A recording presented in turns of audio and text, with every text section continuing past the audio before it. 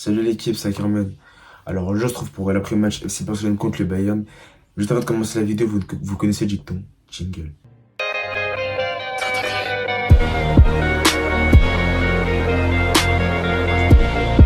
Lo más precioso del fútbol es tener el balón.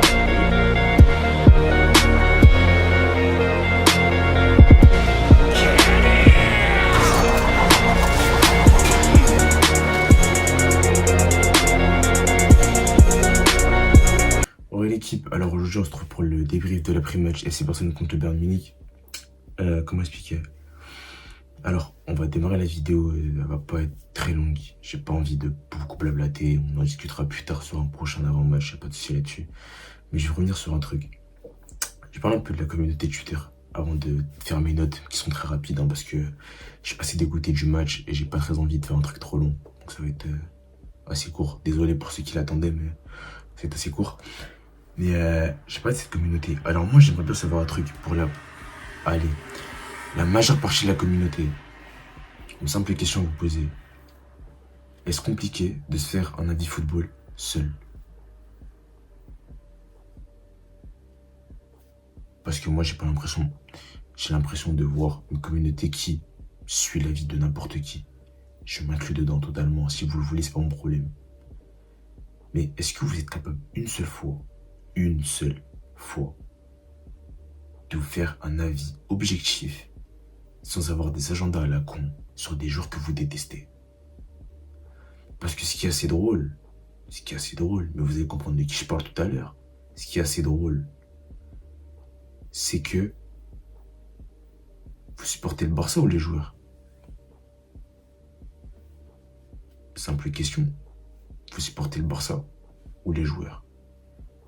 Parce que quand je vois les réactions aujourd'hui sur les réseaux, notamment sur Twitter, parce que c'est l'un des réseaux principaux que j'ai, pardon, vous trouvez pas que vous êtes un peu ridicule? Quand on perd 2-0, et alors?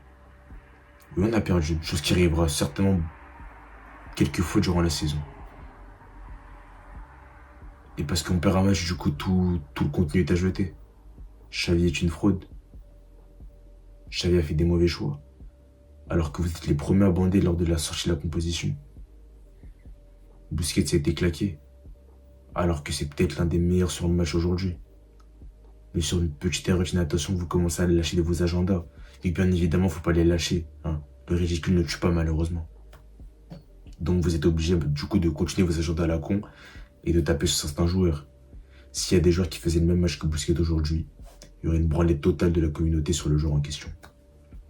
Mais bon, comme les joueurs en question ne sont pas grands fins et ont une tête à claque, vu qu'il faut taper sur les joueurs qu'on déteste, vu que dans tous les cas on va pouvoir protéger les joueurs qu'on aime, vu que c'est beaucoup plus simple de toute façon de trouver des circonstances atténuantes à des joueurs qu'on apprécie.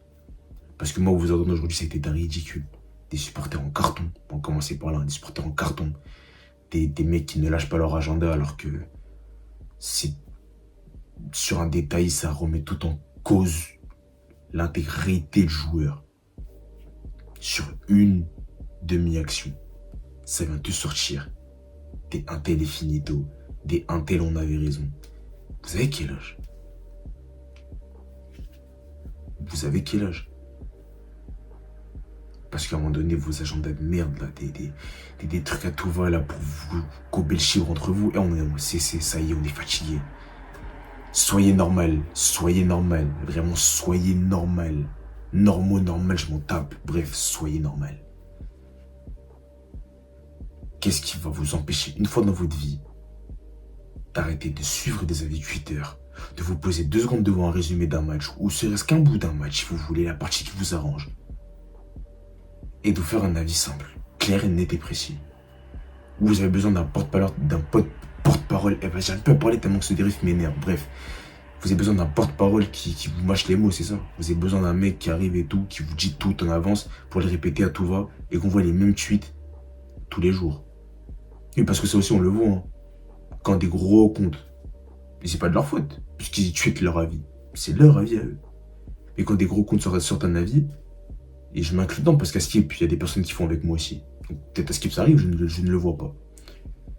Donc lorsque des gros comptes parlent, Vous devenez tous des moutons. Franchement, moi, si vous n'êtes pas prêt à pas supporter le club, vous préférez supporter les joueurs, faites comme les autres, là, les vrais, les fans de CRCT Messi qui, eux, l'assument pour de vrai. Faites-le, faites des comptes fans de joueurs. Mais ne pas polluer les vrais supporters du club. Les mecs qui supportent l'équipe de A à Z. Les mecs qui, même quand les joueurs qu'ils aiment feront des vieilles performances comme aujourd'hui, et vous verrez de qui je parle après, vous irez les cibler. Et là, on pourra discuter, là, on pourra tous discuter ensemble. Il n'y a aucun souci là-dessus. Bref, passons. Donc, le Barça qui perd malheureusement aujourd'hui, on a fait un très bon match, ce qui est assez saoulant et assez gavant. Car on sort un très bon match. On n'est pas assez tueurs. Et ça m'énerve. C'est assez énervant. Et c'est assez frustrant.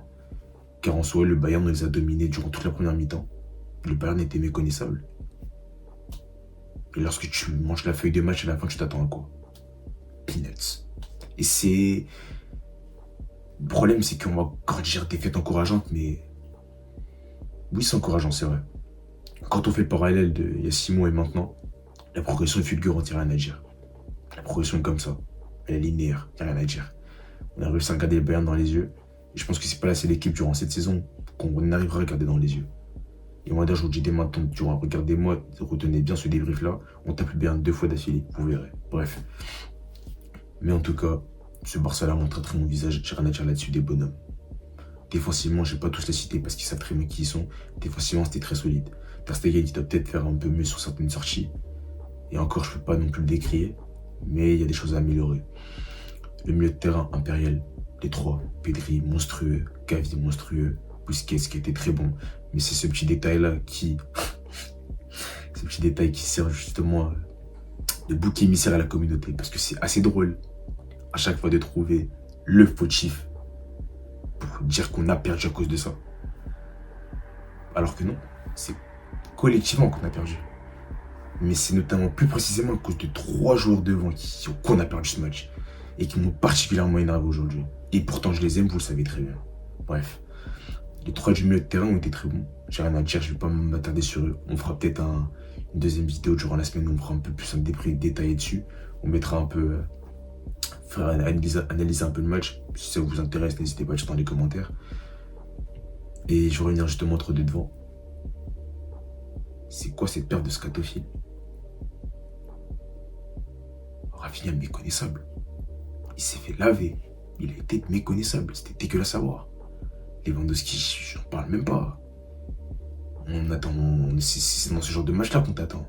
On va pas non plus à chaque fois donner des circonstances. Il a pas été bon aujourd'hui. Ça me désole parce que je l'aime bien. Je le kiffe de ouf. C'est un joueur que j'apprécie de ouf. Et je connais ses qualités. Mais aujourd'hui, il a trop raté. S'il met ses occasions, on finit à 1-0. Si même Pedri, c'est pas un attaquant, mais Pedri met ses occasions aussi, on a 2-3-0. Bref, Dembélé aussi brouillon. Les ailiers trop brouillons. Enfin, c'est frustrant. Frustrant. Et clairement, je trouve pas qu'il y a du travail, mais on est sur la bonne voie. Faut dire la vérité, on est sur la bonne voie. Et qu'il y a pas mal d'équipes à l'heure actuelle qu'on peut regarder dans les yeux. Mais on n'est pas encore où.